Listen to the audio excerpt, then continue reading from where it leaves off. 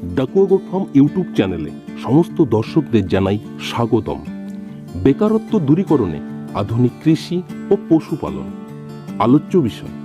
পশুদের বিভিন্ন রকম রোগ, চিকিৎসা ও মেডিসিন, হোমিওপ্যাথিক, আয়ুর্বেদিক এবং অ্যালোপ্যাথিক।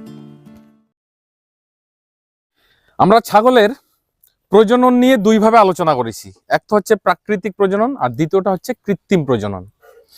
প্রাকৃতিক প্রজনন কোনটাকে বলা হচ্ছে? যেটা আমরা ব্রিডার দিয়ে করাই। কৃত্রিম প্রজনন সেটা কি? সেটা আলাদাভাবে করাতে হচ্ছে আমাদেরকে।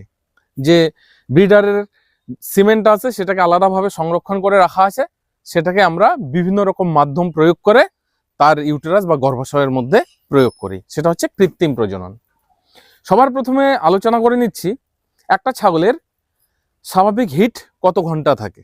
ধরুন একটা ফিমেল ছাগল হিটে আসলো, এবার আমরা কখন তাকে প্রজনন করাবো, সেটা প্রাকৃতিক বা কৃত্রিম। একটা ছাগলের হিটকে স্বাভাবিকভাবে আমরা 48 ঘন্টা ধরে নিই, মানে 2 দিন। ব্যতিক্রম কিছু কিছু ফিমেল আছে যাদের 72 ঘন্টা অবধি থাকে, মানে 3 দিন অবধি থাকে, সেটা ব্যতিক্রম। কিন্তু এভারেজ যদি আমরা হিসাব করে দেখি 48 ঘন্টা হিট থাকে।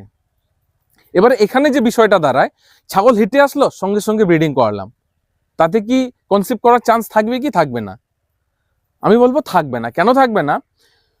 ওদের যে গর্ভাশয় মুখ, সেই গর্ভাশয় মুখ কিন্তু সে সময় খোলে না। গর্ভাশয় মুখ কখন খোলে? যখন তার ডিম্বাণু পরিপক্ক হয়, তখন কিন্তু গর্ভাশয় মুখ খোলে। আর গর্ভাশয় মুখ খোলার আগেই যদি আমরা তাকে ব্রিডিং করাই, তাহলে তার যে স্পার্মটা সেটা কিন্তু গর্ভাশয়ের মধ্যে যাবে না।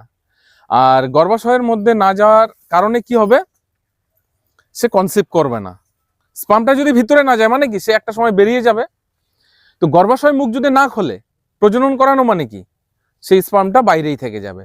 এজন্য আমাদের ছাগল যখন হিটে চলে আসবে, কমপক্ষে 15 থেকে 16 ঘন্টা পর একবার চেক করবেন। 12 ঘন্টা পরেও চেক করা যায়। আমরা প্রথমে চেক করব, চেক করে দেখি যদি তার সার্ভিক্স খুলে গেছে এবং ভিতরটা স্বচ্ছ, একদম পরিষ্কার, সে সময় কি হয়? মিউকাস বেরোয়, নোংরা যেগুলো মিউকাস, সেই মিউকাস বেরোয়। মিউকাসটা খুব গাঢ় থাকে, একদম খুব আঠালো এবং গাঢ় থাকে।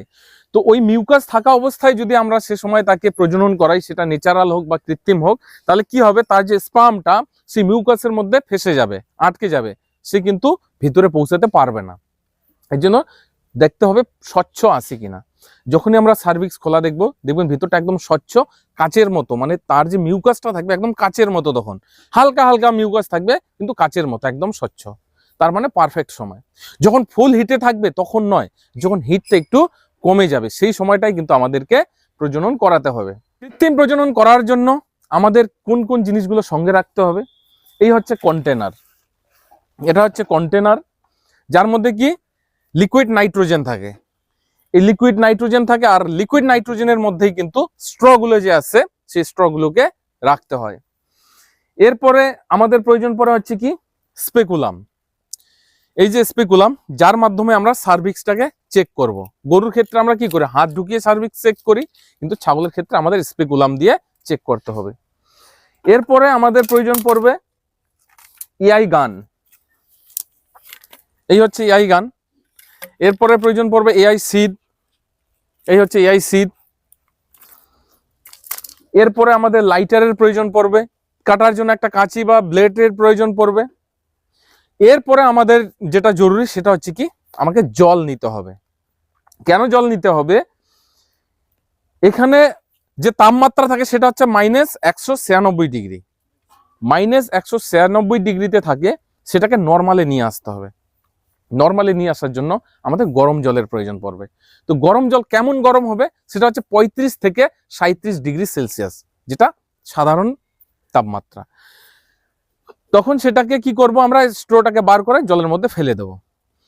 তো এখন আমরা প্র্যাকটিক্যাল করে দেখাচ্ছি। এই যে ফিমেল ছাগলটা, ব্ল্যাক বেঙ্গলের ফিমেল ছাগল, এ হিটে এসছে গতকালকে হিটে এসছে, প্রায় এ কিন্তু 24 ঘন্টা হয়ে গেছে। হিটে আসে 24 ঘন্টা হয়ে গেছে। কালকে কিন্তু হিটটা ফুল ছিল, আশা করি সবাই দেখতে পেয়েছেন। কালকে যে হিট ছিল একদম ফুল হিটে ছিল, আজকে কিন্তু একটু হলেও সাইলেন্ট হয়ে গেছে, মানে হিটটা আজকে আর তেমন অনুভব হচ্ছে না। তো এখন যদি আমরা সার্ভিক্স চেক করি, আমরা কিন্তু দেখবো এর সার্ভিক্স সম্পূর্ণ খুলে গেছে। তাহলে আগে আমরা সার্ভিক্সটাকে চেক করে নিই। সার্ভিক্স চেক করার জন্য স্পেকুলাম, এবার স্পেকুলামের মধ্যে আমাদের কি করতে হবে, একটু নারকোল তেল ব্যবহার করতে হবে। মাথায় রাখবেন এখানে কোনো জ্বলনযুক্ত জিনিস ব্যবহার করবেন না। অনেকে কি করে সাবান মেখে দেয় যেন একটু পিচ্ছিল হয়। আমি বলবো এখানে সাবান মাখবেন না, সাবানে ক্ষারের মাত্রা বেশি থাকে। তাহলে ক্ষারের মাত্রা বেশি থাকলে কি হবে, সেটা জ্বলন করবে, ভিতরে ইরিটেশন হবে। এই জন্য আমরা নারকোল তেল মেখে নিলাম।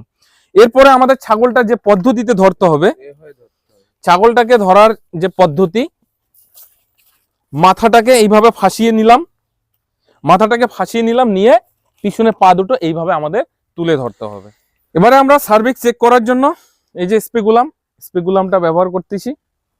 তার ভালভার মধ্যে আগে আঙুল একটা ঢুকিয়ে দিয়ে আমরা আস্তে করে স্পেকুলামটা ঢুকিয়ে দিলাম।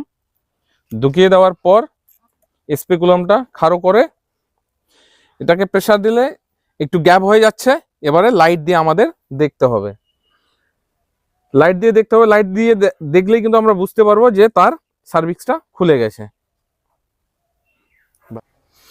এবারে তাহলে আমরা গান লোড করব। আমরা সার্ভিক্স চেক করলাম, সার্ভিক্স তার সুন্দরভাবে খুলে গেছে, ভিতরটা একদম পরিষ্কার স্বচ্ছ আছে। এবারে আমরা গান লোড করব। তো কি বললাম যে আমাকে গরম জল নিতে হবে, যেহেতু এটা -196 ডিগ্রিতে আছে। তো গরম জলটা হচ্ছে 35 থেকে 37 ডিগ্রি সেলসিয়াস। 35 থেকে 37 ডিগ্রি সেলসিয়াস ঠান্ডা জল এবং গরম জল দুটোই নেব, দুটোকে মিক্স করে আমাকে দেখতে হবে। 35 ডিগ্রি সেলসিয়াস 35 থেকে 37 মানে কি, আমাদের যেটা অনুভব হবে না ঠান্ডা মনে হবে না গরম জলটা গরম মনে হবে। তো না ঠান্ডা না গরম সেটা একটু হাত দিয়ে অনুভব করবেন। আর নতুনদের ক্ষেত্রে বলবো, হাত দিয়ে এখনো যাদের আইডিয়া হয়নি বা যারা নতুন ব্যবহার করবেন, থার্মোমিটারটা অবশ্যই ব্যবহার করবেন। অতিরিক্ত হিটে দিলেও কিন্তু হবে না, আবার কম হিটে দিলেও কিন্তু হবে না। এই জন্য 35 থেকে 37 এর মধ্যে যখন অভিজ্ঞতা হবে, হাত দিলেই বুঝতে পারবেন না গরম অনুভব হবে না ঠান্ডা অনুভব হবে। তো আমরা সবার প্রথমে কন্টেনার থেকে আমরা স্ট্র বার করে নেব। আমরা স্ট্র বার করে নিলাম, কিন্তু সাবধান এই নাইট্রোজেন যেন হাতে বা অন্য কোনো জায়গায় না পড়ে। তো এর ওপর একটা সাদা আস্তরণ পড়ে গেছে, বোঝা যাচ্ছে। এটাকে আমরা মুছে দেব। এটাকে আমরা আস্তরণটাকে মুছে দিলাম। মুছে দেওয়ার পরে এটাকে আমরা এই যে জলটাকে রেডি করা হলো 35 থেকে 37 ডিগ্রি সেলসিয়াস, এই জলের মধ্যে আমরা স্ট্রটাকে ফেলে দেব।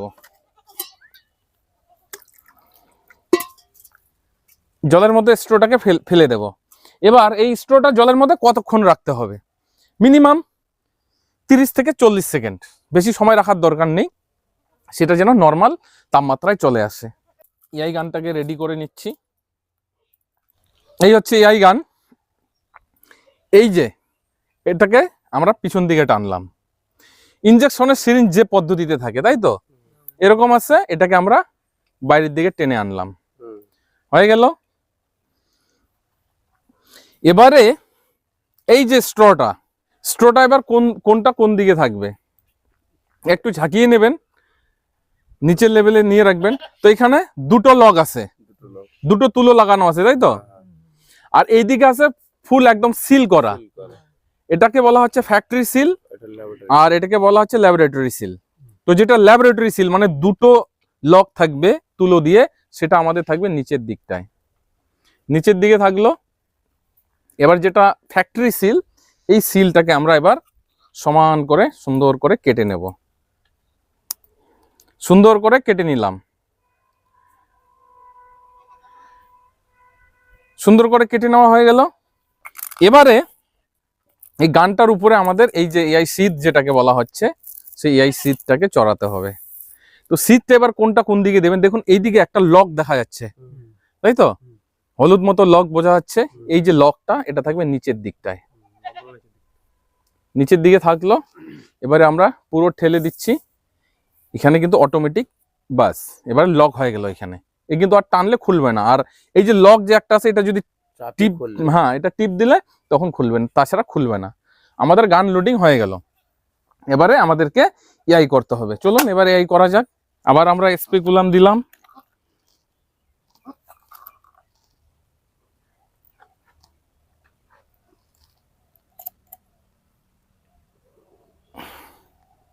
এবারে আস্তে করে আমাদের কি করতে হবে, এখানে কিন্তু কোনো প্রেসার ক্রিয়েট করা যাবে না, মাথায় রাখবেন। এখানে কোনো প্রেসার ক্রিয়েট করা যাবে না।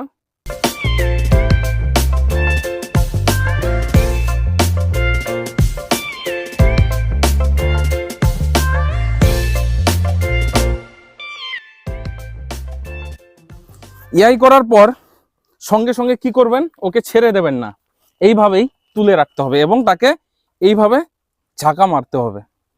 এইভাবে মোটামুটি 2 মিনিট অবধি তাকে তুলে ধরতে হবে। ছেড়ে দিলে কি হবে, সে সঙ্গে সঙ্গে প্রস্রাব করে দেবে। আর যখনই প্রস্রাব করে দেবে তার মানে কি, যে সিমেন্টটা যে আছে ভিতরে দেওয়া হলো, সেই সিমেন্টটা প্রস্রাবের মাধ্যমে বেরিয়ে যেতে পারে। এই জন্য আমরা কি করব, কমসে কম 2 মিনিট তুলে রাখবো।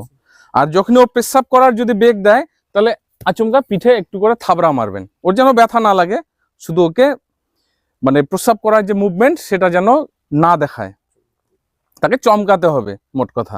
এআই হয়ে গেল। এখন আমরা নর্মালি যেভাবে ছেড়ে দেওয়ার সেভাবে ছেড়ে দিচ্ছি।